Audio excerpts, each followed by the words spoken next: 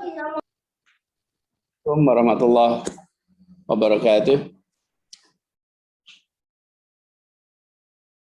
Alhamdulillahilladzi arsala rasulahu bil huda wa dinil haq liyudhhirahu ala dini kullihi wa kafa billahi shahidah.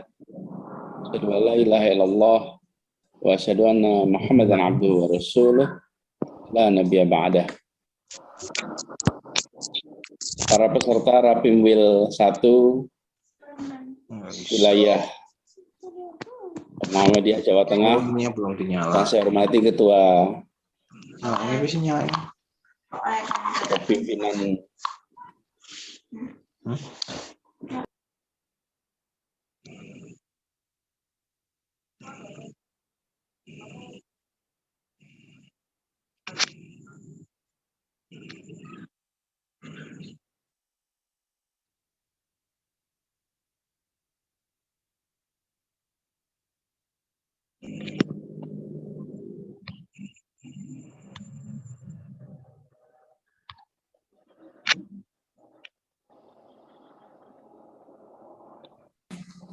apakah bisa terdengar sekarang? Terdengar. Bisa Pak Gub. Oh, tadi terdengar belum? Tadi sempat terputus Pak Gub. Sempat putus. Oh, tadi terputus. Tapi nggak usah saya ulangi ya. Tadi salah saja pada penyebutan semuanya. Wah, saya senang sekali bisa tersambungkan dengan seluruh ini pimpinan wilayah Muhammadiyah Jawa Tengah yang sedang di Tegal ya sekarang.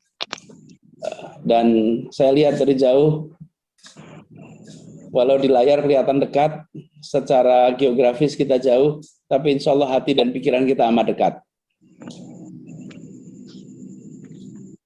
Jaga stamina, jaga semangat. Kita semua sedang dalam masa ujian. Kita sedang berhadapan dengan pandemi dan Jakarta sedang menjalani, Jawa Tengah juga sekarang sedang banyak tantangan.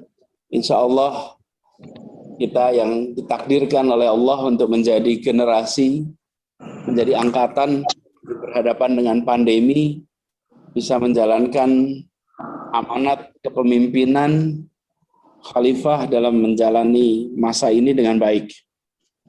Dan saya tadi pagi dikontak, sampaikan apakah memungkinkan untuk silaturahmi virtual. Saya sampaikan, insya Allah bisa. Malam ini kebetulan kita sedang menyelenggarakan peringatan Hari Lingkungan Hidup Sedunia. Saya masih duduk di meja yang sama, baru selesai satu vikon, bilang langsung dah sambungkan ke Muswil Jawa Tengah. Insya Allah kita bisa silaturahmi walaupun secara virtual. Mudah-mudahan nanti dilanjut, bisa silaturahmi lagi yang langsung, bukan lagi virtual.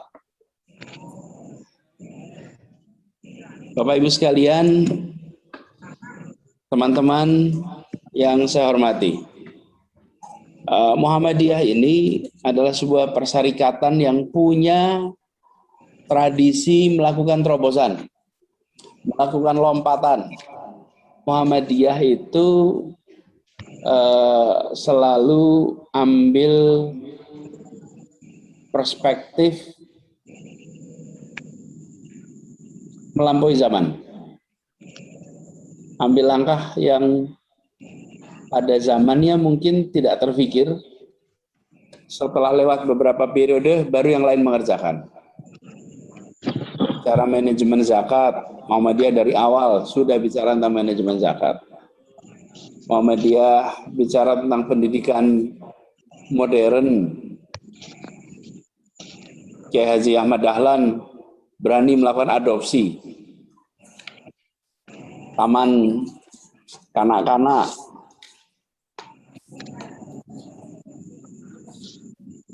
Bustanul Atfal itu sudah mengadopsi konsep pedagogi anak-anak di tahun 20-an, yang banyak yang masih belum mengadopsi. Muhammadiyah bikin PKU di saat belum banyak yang bikin rumah sakit. Muhammadiyah ini selalu ambil posisi lebih cepat. Nah, dalam momentum Rapim Will ini, kalau boleh, saya menyampaikan harapan juga bahwa Muhammadiyah, khususnya di Jawa Tengah, ambil posisi menjawab tantangan bukan hanya umat Islam, tapi ambil posisi menjawab tantangan umat manusia. Seringkali ketika kita berbicara tentang umat, maka kita berbicara tentang internal umat. Saat ini sesungguhnya bagi umat manusia ada tawaran kesempatan. Apa kontribusi umat Islam dalam menyelesaikan masalah umat manusia hari ini? Bagaimana umat Islam menjadi supplier solusi untuk tantangan umat manusia. Nah, salah satu tantangan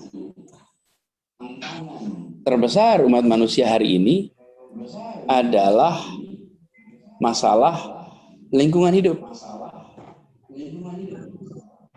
Apalagi tema Rapim Will Pemuda Muhammadiyah ini adalah tema dakwah kolaborasi memakmurkan bumi bersamaan dengan Hari Lingkungan Hidup Sedunia. Dan tema global Hari Lingkungan Hidup Sedunia ini adalah reimagine, recreate, dan restore. Ini pentingnya melakukan restorasi ekosistem. Restorasi artinya pengembalian. Dikembalikan, bukan restorasi kereta api ini ya. Kalau restorasi kereta api tempat makan. Tapi restorasi sebagai mengembalikan kepada fitrahnya. Mengembalikan kepada kondisi awalnya. Nah, ini satu terobosan yang luar biasa. Jarang saya hadir acara pertemuan pemuda yang temanya lingkungan hidup. Lagi-lagi Muhammadiyah masuk sebagai penerobos. Pemuda Muhammadiyah masuk sebagai pembawa kebaruan. Boleh saya bangga.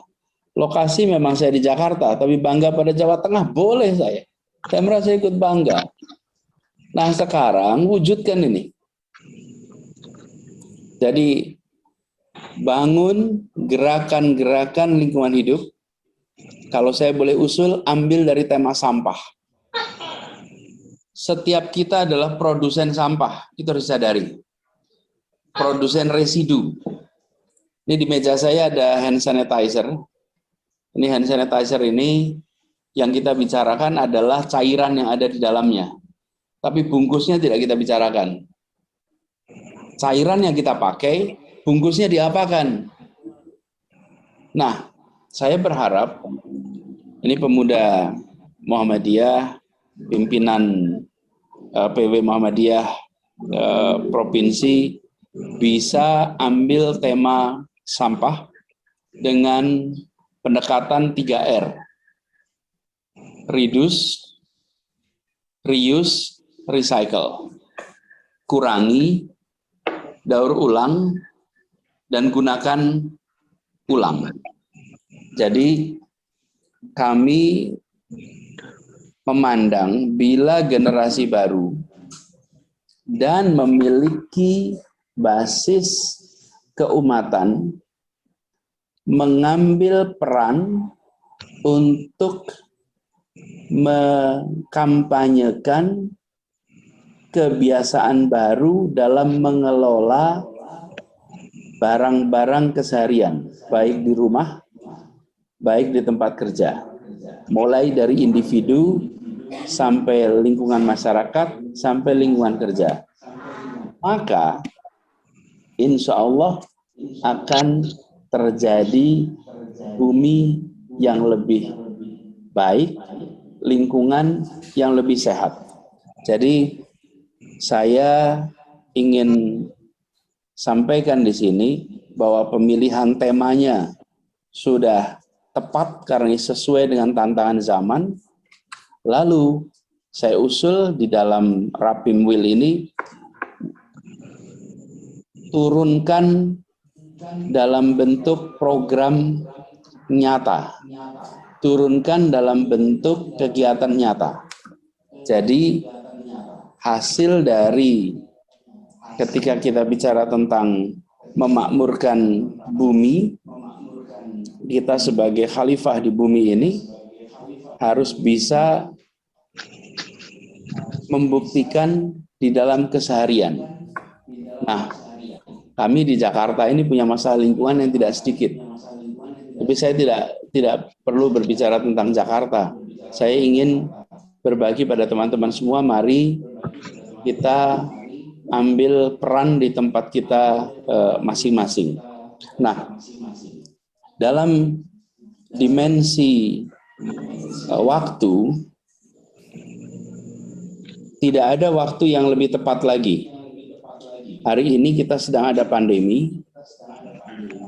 Hari ini kita sedang mengalami transformasi di dalam pemanfaatan alat-alat pendamping kehidupan manusia.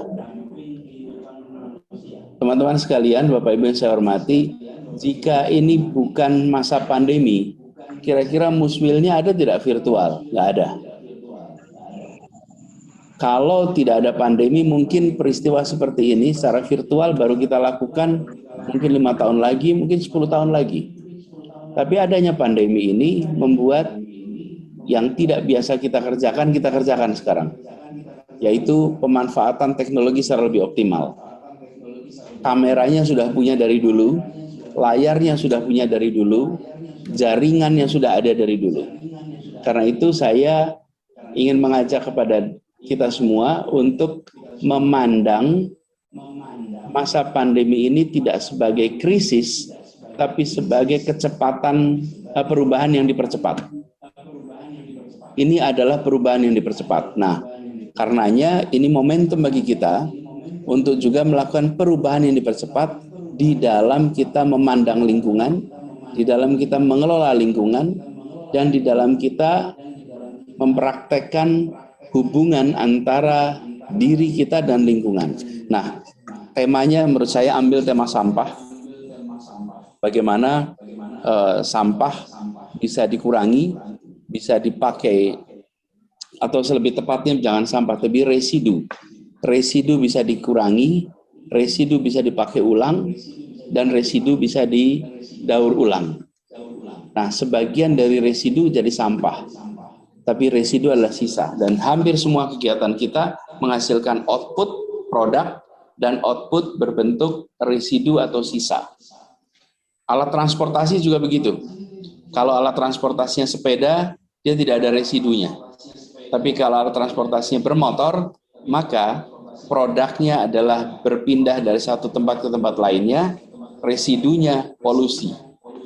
Nah, kita berharap sekali teman-teman di sini bisa mengambil peran di dalam konteks pengelolaan residu itu, yang biasa digunakan istilah sampah, walaupun tidak selamanya residu adalah sampah.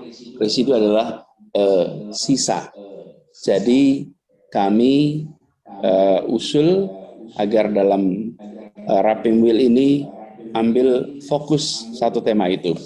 Kalau kita bicara lingkungan, sesungguhnya ada unsur input, ada unsur proses, ada unsur residu. Unsur input, bagaimana kita menggunakan energi yang ramah lingkungan untuk kegiatan keseharian. Dalam proses, bagaimana kegiatan keseharian kita menggunakan alat-alat, menggunakan kegiatan yang ramah lingkungan.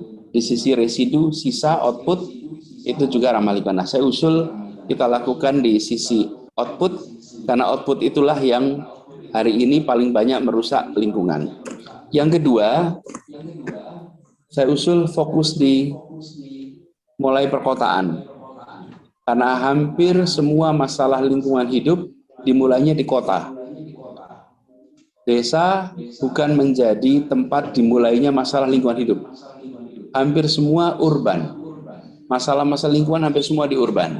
Soal air, kualitas udara, kemudian sampah, itu hampir semuanya di wilayah urban. Karena itu tema usul saya adalah satu sampah, yang kedua mulailah di kawasan urban. Urban ini bukan berarti kota besar, tapi urban ini adalah kawasan perkotaan, bisa kota kecamatan, bisa kota kabupaten, bisa kota dalam artian administrasi, dan kota sebagai wilayah. Tapi kawasan urban itulah tempat di mana kegiatan ini harus, menurut kami, harus difokuskan. Jadi Bapak Ibu sekalian, teman-teman para aktivis Muhammadiyah jadilah yang awal juga ambil ini. Muhammadiyah jadilah yang paling nyata menunjukkan ini. Sebagaimana 100 tahunan yang lalu Muhammadiyah bergerak untuk pendidikan, untuk kesehatan, untuk sosial. Dan di abad 21 Muhammadiyah ambil untuk lingkungan hidup. Yang nanti puluhan tahun ke depan akan ditengok lagi ke belakang bahwa organisasi-organisasi yang awal mengambil tema ini, insya Allah salah satunya adalah Muhammadiyah. Perserikatan ini lagi-lagi menjadi yang awal di dalam mengambil tema-tema penting untuk umat, untuk bangsa. Teman-teman, ibu sekalian, demikian sapaan silaturahmi saya dari jauh. Saya dari rumah kami sebetulnya sedang dimatikan. Ini dinyalakan sebentar untuk kegiatan ini, karena kita sedang mematikan lampu dari jam 8.30 sampai 9.30. Tapi karena tersambung sama Muhammadiyah di Jawa Tengah, jadi dinyalakan dulu. Saya ingin sampaikan salam hormat, salam hangat. Doakan kita bisa ketemu dalam waktu dekat. Insya Allah kita jumpa dalam waktu dekat. Insya Allah ikatan silaturahmi kita jaga, kita kuat eratkan silaturahmi ini, dan insya Allah kita sama-sama dorong perubahan untuk kemajuan umat, untuk kemajuan bangsa. Demikian yang bisa saya sampaikan. Salam hangat, salam ta'zim untuk semuanya. Dari ibu kota saya menyampaikan terima kasih dan apresiasi. Insya Allah muswilnya berjalan lancar, hasilnya memberikan manfaat, atau Rapimwil memberikan manfaat, dan insya Allah Muhammadiyah terus menjadi yang terdepan. Terima kasih. Assalamualaikum warahmatullahi wabarakatuh. Waalaikumsalam warahmatullahi wabarakatuh. Terima kasih Pak Anies yang telah menyampaikan. Masih terhubung ya? Ya. Ya. Sedikit Pak Anies, ini mewakili kami Pemuda Muhammadiyah Jawa Tengah, dan ini malam hari ini turut hadir 35 kabupaten kota se-Jawa Tengah, dihadiri oleh kader-kader terbaik, ketua dan sekretaris se-Jawa Tengah. Kiranya berkenan Ketua Pimpinan Wilayah Pemuda Muhammadiyah Jawa Tengah, Mas Eko, untuk memberikan sepatah dua patah kata terkait dengan ekologi, kemudian tadi apresiasi dari Pak Anies Baswedan. Kami persilakan.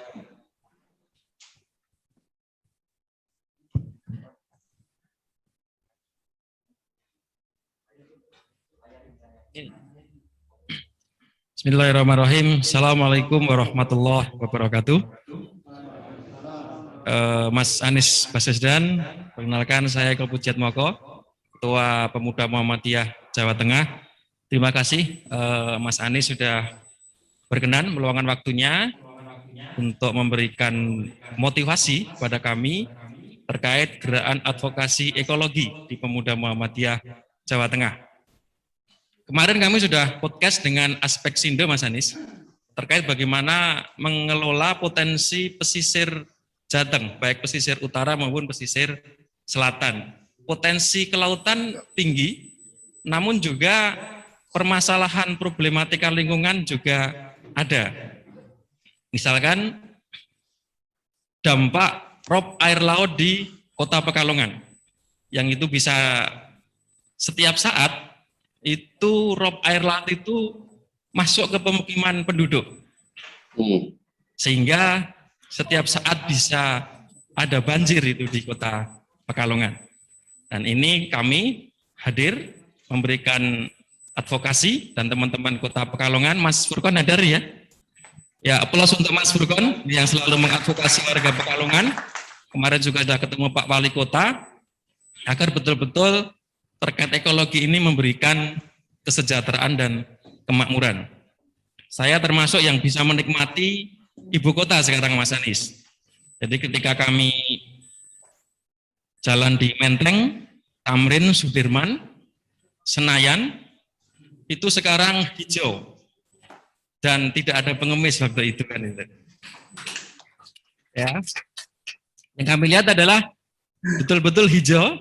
Sebenarnya kami pengen setiap akhir pekan itu di ibu kota. Hanya permasalahannya pandemi gitu, sehingga ya kadang-kadang kira-kira seperti itu.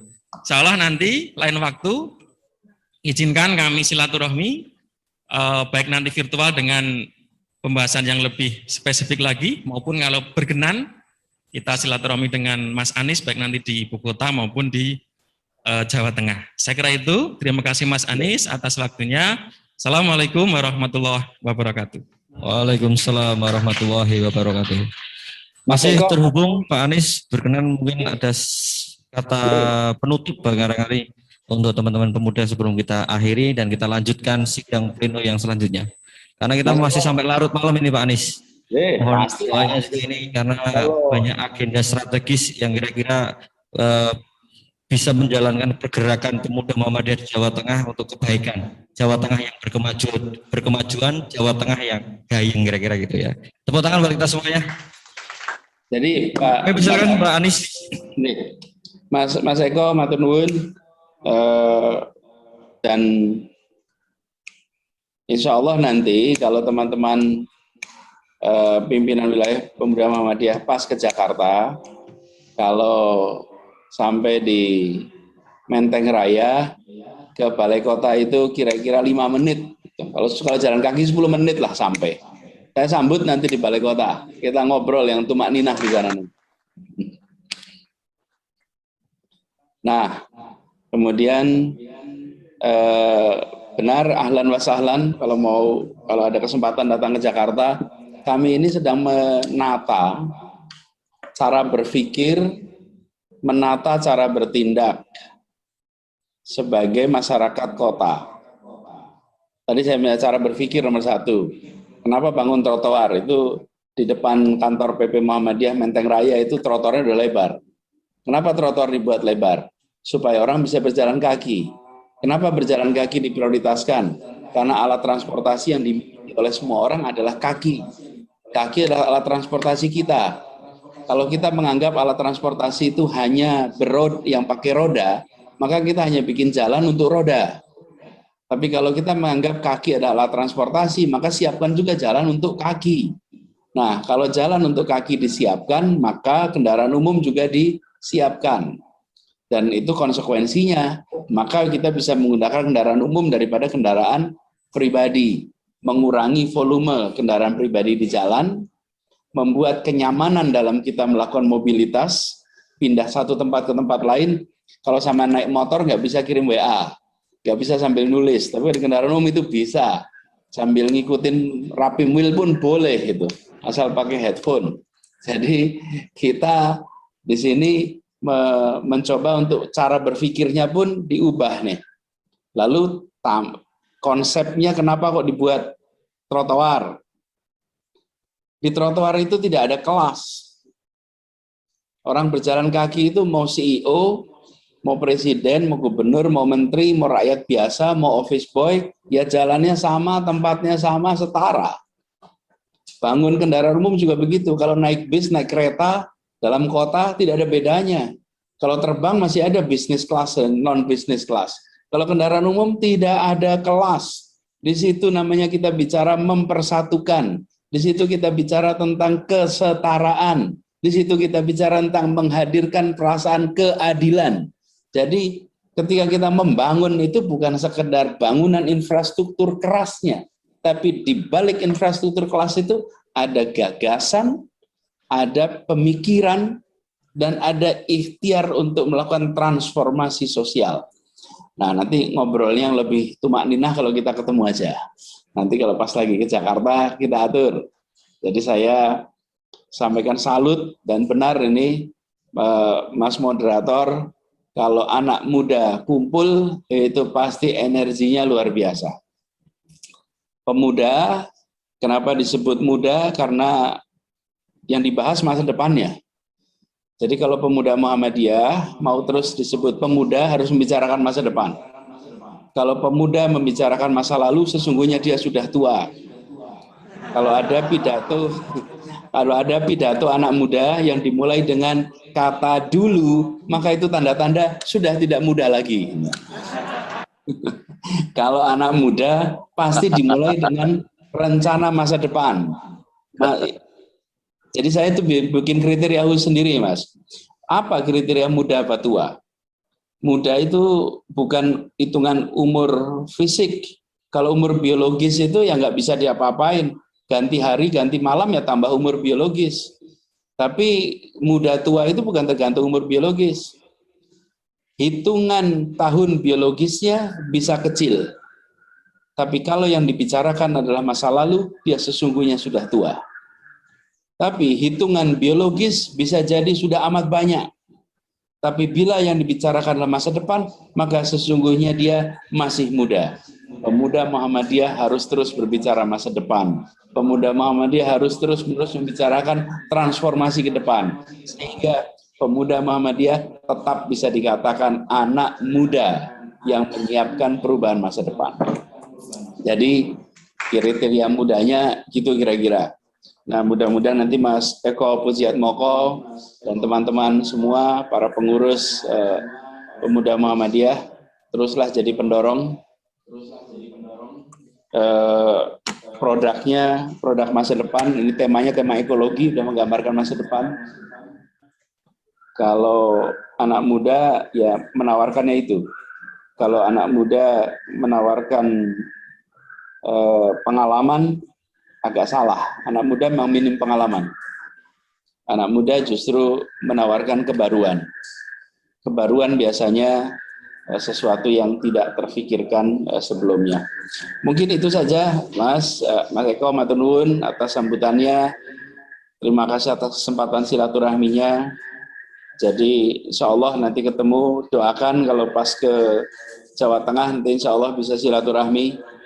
Kalau pas panjenengan ke Jakarta, ahlan wa sahlan, saya nyambut di Balai Kota. Demikian, matur nuwun, kurang lebihnya mohon dimaafkan. Assalamualaikum. Waalaikumsalam warahmatullahi wabarakatuh.